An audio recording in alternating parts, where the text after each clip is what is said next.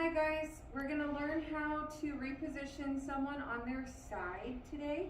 Repositioning is super important for pressure injury prevention, pain management, all sorts of things. And we want to make sure that we know how to do this skill competently. So I'll perform the skill for the video, and we'll kind of talk through some of the things. Before you do anything with your resident, you want to make sure that you do your hand hygiene, and then make sure you're also providing for privacy, closing the door, pulling the curtain if it's needed, if you're not in a room where, or if you're not in a private room. And then just make sure that all of your interactions with your resident are courteous, that the resident knows what you're doing, and that there's no surprises. So Miss Hillary, thank you for letting me take care of you today. I'm going to help you reposition onto your side. I'm just going to raise the head of the bed, or raise the bed up a little bit so that I'm working from a good height.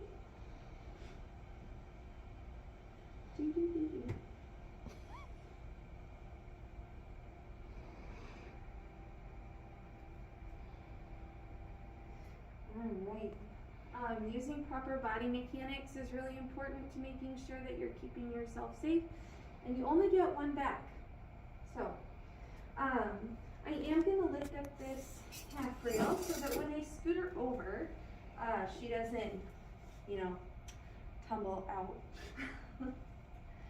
In practice, this is not always necessary, just because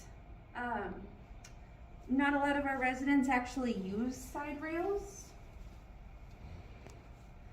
So we're going to start by bringing Hillary towards me. We're going to do this in 3 parts. I'm going to get her top half. I'm going to scoot her this way a little bit. I'm going to scoot her hips this way a little bit. And I'm going to scoot her feet this way a little bit. And she's been laying in this position for a while, so we want her to lay on her left side. So let's cross your leg over your other leg, and let's scooch her over. All right. Can you maintain that position? Okay. So we want to make sure that the head is supported. We want to make sure that Hillary's back is supported, because the goal for when we're done here is that Hillary's going to be positioned off of this joint, the trochanter, off of her bottom, off of her coccyx, and we're going to pad the knees and the ankles and the other bony prominences that could cause pressure areas. So you really need about 4 or 5 pillows to reposition someone adequately. All right, roll back a little bit. All right, we're gonna pad the areas between her knees and her ankles. And usually people don't like to lay super straight, and you're gonna have a hard time probably getting some people to lay super straight. Then we're going to lift up, and we want to make sure that we're padding this arm so that we don't have any elbows digging in anywhere they're not supposed to. And we want to make sure she's not laying directly on top of the downside arm. So we're going to lower her bed back down. Are you comfortable? So much better. Would you like your head elevated a little bit?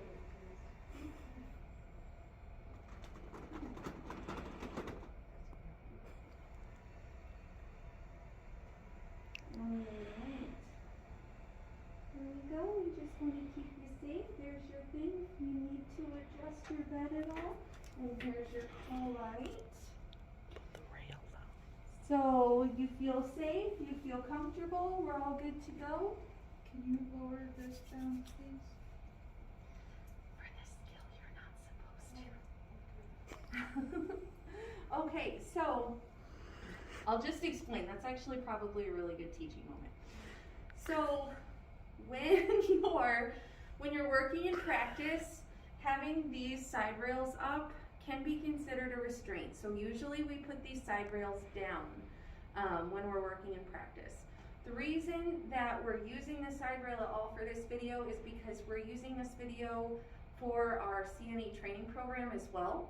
And at the moment, to complete this skill correctly for the skills test demonstration competency, you do need to put the side rail up and keep that part up, so the theory is the patient won't roll out of the bed or get injured. In practice, that is not how we're practicing, but for the training course, we're just going to include this portion. So thanks all. Make sure you perform hand hygiene, and let me know if you have any questions.